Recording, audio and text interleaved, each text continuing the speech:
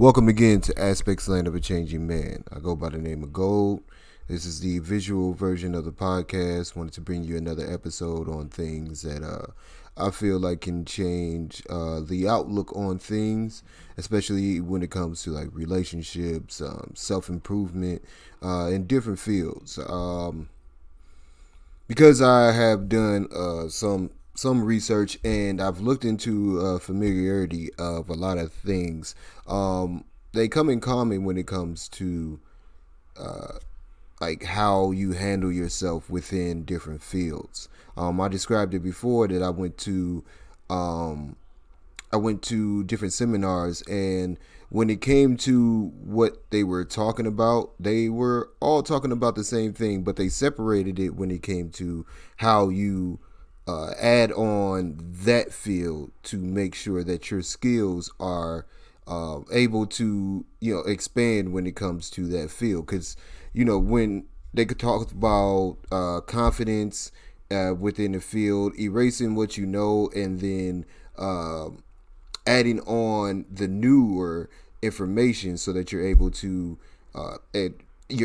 handle yourself in that field as one thing that you feel like you should do in every field. I mean, if you go to seminars about buying houses, about buying stocks, about picking up women, they all talk about you got to have confidence when it comes to the point of performance. They all talk about when you are sitting here and you have to go back in your past and come back to that moment where you're finding your insecurities, that you have to erase what you know in that field and then create something new. They tell you that you have to find people that are experts in that field to look at and recreate yourself within their image and add on to their, and then become yourself in that field to better perform in the way that you need to, so that you're basically being the best you in that field. In all that, they are saying you have to go back, you have to erase what you know. A lot of us go through problems, especially right now, with what we know, and not knowing how it affects us. And I'll break it down to what I see in both men and women. With men, usually it has to do with trust issues, how we prove ourselves when it comes to trusting someone, why we shouldn't trust someone, and what other people think about us when we trust someone foolishly. It makes you think that you have to do other things when it comes to protecting yourself or making yourself feel safe in that field, in that relationship, in that place, that because of the fact that you can get hurt being in there. You can get hurt, and you don't want to have the worst hurt in the world. When I was growing up, um, there was things that I had to go through, and especially like relationships with women.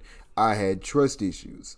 And I used to do things off of those trust issues. I used to do things because of the information that I thought I knew became the best to me, but it was really harming me and the other person at the same time. For example, I was 14, 15, and my mom, I used to get in trouble all the time.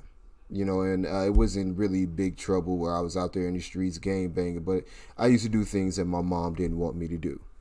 And um, when I did those things, my mom would actually kick me out of the house. Well, when you have nowhere to go, you usually have to rethink what you're doing and become the person that you're supposed to be to stay in the house. But they had a runaway shelter here for kids, which, when you ran away, if you're caught by the police or you just ran away from home and you needed somewhere to go because there was nowhere for you to spend the night. What I'm saying? They didn't want you to be on the streets. They didn't want you to get kidnapped. They didn't want you to be in the wrong situation so that you're able to handle yourself. Well, my mom kicked me out, and I was about to change my ways until the police took me over to that place. Now I went there. The second I went there, and I found thought about fixing my ways until I thought about, well, I want to do this again. I want to do something wrong again. I want to stay out late again. I want to go where my mom told me not to again. So then I got kicked out. And after I got kicked out again, they took me back there. And lo and behold, that became my protection, to make sure that I had a place to run to if I did want to keep doing what I was doing. So after that, I did what I kept doing, what I was doing, and I kept going back because I always knew that there was another place for me to be in that area. Second, people in my past would tell me, you also have to have two spots. One, because other people, see, it became a point where I was blaming other people for my wrongdoings and my actions. And because I had a second place, it was easier for me to throw the blame at them. So when my mom would sit here and act crazy and I had somewhere to go, it wasn't about my bad behavior. It was more about what she was doing, how crazy she was acting, how wrong she was for not allowing me to do what I wanted to do. So it brought something in my mind to be like, well, I could keep doing this. I should be able to. That kid goes out and he's able to be out late. He's able to do what he wants to do. I don't see them getting in trouble.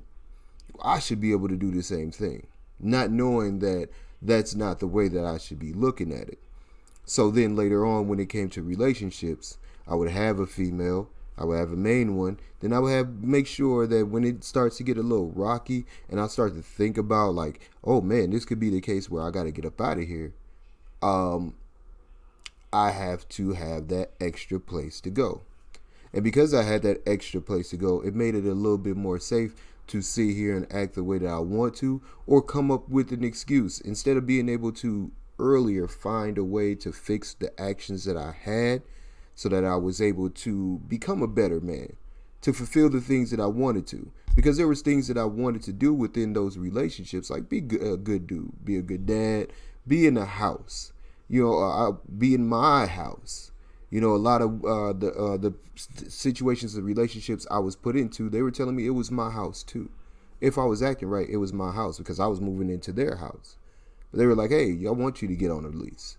It's not, you're going through a hard time. You're not able to buy us a house, but we want to establish this relationship. We're together. So we want you to be on a lease. We want you to feel like this is your home. But instead, I would act another way. And then when I wanted to fix it so that I was able to have the relationship that I wanted to, I didn't know how, because I was so used to doing it that way that when I thought about what way I got to do it, it caused so much damage inside of me to fight that, and frustration because I didn't know any other way to do it, that I had to fight myself and then depress myself because of the fact that the results that was happening. No longer was I sitting here saying to myself, oh man, I'm happy that I got somewhere else to go. I could keep doing. No, I want to fix this. So now I'm frustrated because I'm like, how do I fix it?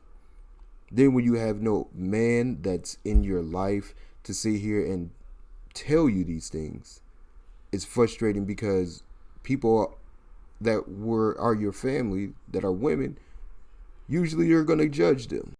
Usually you're going to say that person is the problem. Especially when they're on your side, especially when they don't see how you're acting or what's going on. They usually will come to your aid when it comes to seeing a problem. And I didn't like that. So in the depression that I had, in the insecurities that I had built up from a younger age, I look at it as like weight loss. Not weight loss, but like muscle building. If you're skinny and you come into the gym, it's easier for you to build those muscles up and look all cut up and everything else than it is for you to lose the weight, then have to build it up again. If you're not ready to be, if you're out of shape and all that extra weight is on you, to get to the skinny type of swole that you want to be, you have to lose that weight and then rebuild it back up. So in that, there was a lot of stuff that I had already built in me that I had to erase and then build up when it came to who I was supposed to be. Now, when it comes to Women, I think that they're not. I don't think that the information of a relationship or the influences or why they influence are being pushed to them to let them know what's going on. I said it before that if you're in the streets and you usually see loud acting, act crazy acting dudes, and then you hear a crazy acting female, she's usually with that crowd. She usually goes with that crowd. She's usually influenced by the guys that are doing it. The ones that are, she might be louder than them, but if they are the same as them. So I like to watch to see the influences of the men that they are around, because of the fact that what they're doing might be something that she's influenced by. Or the boyfriend that she's had. What did he do?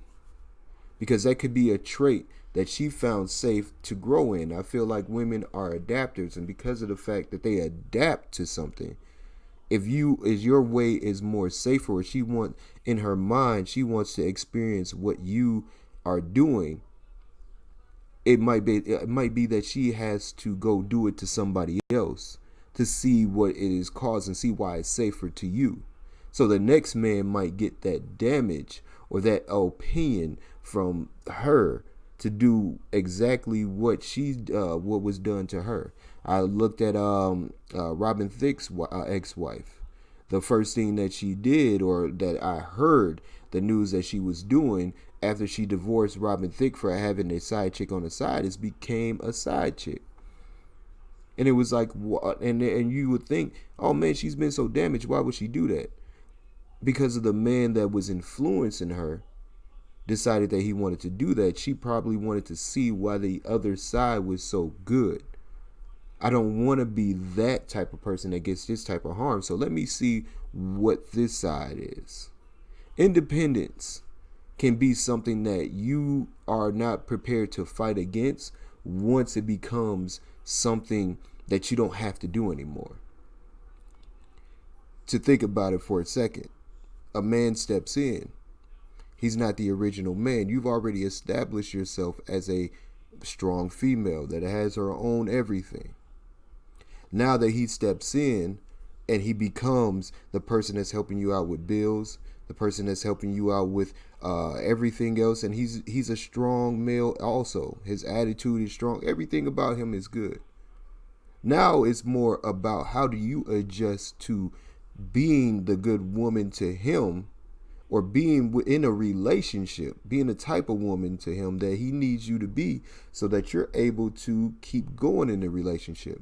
If you don't have anybody sitting here telling you that, because this is not new, but it's newish. To see a lot of people go through that type of situation is newish to them. So you're sitting here saying to yourself, I want this, I want that. But you've already established yourself to be independent. So you're scared of a person coming in, becoming good, and then tearing you down to where you have to start all over again, especially when you have other people on the side of you that are sitting here depending on you to stay good, to stay strong, to stay independent. Because if he comes in, you move into his place, he sits here and acts a fool, you got to move out. Where do you take the kids? Where do you take them? Or he comes in, he's got a gambling problem or whatever else, and you have to, you're with him until the end, until you're homeless. Now, when you guys are homeless, you have to start over again, and you have to leave him on the side because he won't stop. It's a scary thing that I could do bad by myself. For me, that's what it means. It means that whatever you're doing, do it by yourself, because I'm not going to do it. But if I do it, it's going to be my fault. And I'd rather blame me for my mistakes with my kids than to sit here and have you be the blame and you be the reason that my kids are homeless and my kids are down, that I'm not sitting here being the mother that I need to be for these kids. So it causes that. So being prepared for a lot of situations have become a problem for us. When it comes to if you're a good man and it comes to being with a damaged female, you got to have patience. You got to have a lot of patience. You got to have a lot of there's going to be a lot of situations where you got to sit here and with this person, you have to push everything to the side of what you believe. Because one thing is that a woman that is not familiar with being a good man is going to have to sit here and see stuff in you that she hasn't seen before, or those reasons that you do something that she's used to somebody else doing, and it adds up to cheating or disloyalty in any type of way. You're going to have to reprove to her that there is some good. So you're going to have to go through the BS of, hey, your phone is flipped over. What's going on? Hey, your phone is locked. Let me see it. You're not answering your phone. Where are you at? All those things you're going to have to go through to actually change the mind of a person, because trusting is something that they built themselves up to not do. They've already went through, okay, if this happens, that happens. So they have to come to the realization that this may be a problem. I have to erase what I know to make it so that the new information that I'm getting is what I believe. When it comes to a man, not every woman is going to cheat on you. Not every woman will leave you for a guy with more money or better looking guy. Not every woman is going to sit here and do dirt to you. There are people in this world you can trust. The one person that you would want to trust is yourself. The one thing that you would want to do is show everybody why they should be building themselves up to be a trustworthy person. And also be around trustworthy people and not preach, because there's a lot of preaching being going on of why you shouldn't trust nobody. Well, if you can't trust while you're in a relationship, because that's causing damage anyways. If you don't believe in something and you're pushing some fact on somebody else, not with what you say, but your actions afterwards, you're actually damaging them. You're actually doing something to them to make them into a person they don't want to be. A lot of men will be like, man, that woman over there. But how many men did it to them to make them into that person? Now, what must you do to sit here and make her into the original person that she used to be? Because everybody was good until somebody came through and gave them different information to make them believe something that they did not want to believe. But it was so much of repeat, and it was so much of influence that went towards that way, that now they got to sit here and believe that fact. Now they got to act on that fact, act on that information. So it becomes patience that you now have to deal with when it comes to that person, when it comes to a new person.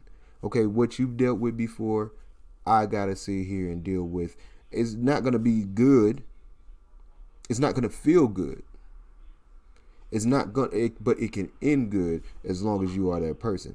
Hey, you know what? There's stuff that you ain't been through. Oh, no guys came here and paid my bills. No guys came through and okay, well, let me make you comfortable in knowing that you can do that. Let me make you comfortable in knowing that I ain't gonna leave you, that I'm always here. As long as you do what you got to do, I'm gonna do what I got to do. I'm gonna do more because of the fact that I need you to believe in the new instead of the old. What you grew up knowing is not something that you need to that needs to be on repeat in your mind. If you need another example, I'll give you one that I just thought of. A lot of people watched Power Rangers and karate movies growing up. Imagine you watching Power Rangers and you doing the moves on the show and you thinking that you know what's up. Then you go to a karate class and what they teach you is not what you learned on TV. So you sit here and you sorry, my arm hurt. You sit here and you have to redo the information of what's going on in your mind. You have to erase what's been happening, erase what you know, and recreate the new inside of you. That's what you have to do. But I do thank everybody for coming in here. I thank everybody for listening in. If you want to, hit me up, mplsmikid@gmail.com. Hit the like button, subscribe button. Hit me with the comments. Anything that you think that anything that you want to hear about, anything that you want to know about. If you agree, disagree, definitely let me know and hit me up in that section, and I'll holla at you.